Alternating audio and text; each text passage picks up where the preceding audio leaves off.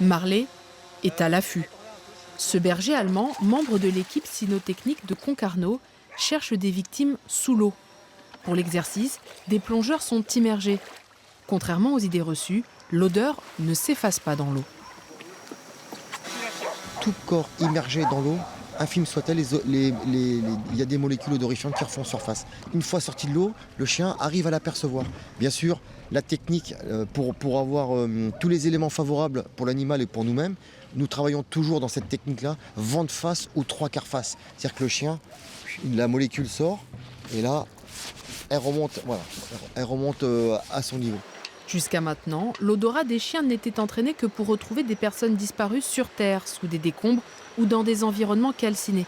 Avec cette technique, les explorations pour retrouver des victimes seront plus étendues. Là, il s'agit, dans notre technique, de chercher des personnes dans les rivières, dans des plans d'eau ou sur le trait de côte de gens qui sont tombés dans l'eau.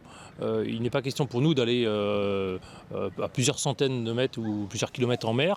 Le domaine est bien trop vaste. L'intérêt des chiens, suppléer le travail des plongeurs et donc gagner du temps. Le chien a une capacité olfactive qui permet d'avoir une étendue de recherche assez éloignée en fonction des conditions météo et de l'environnement.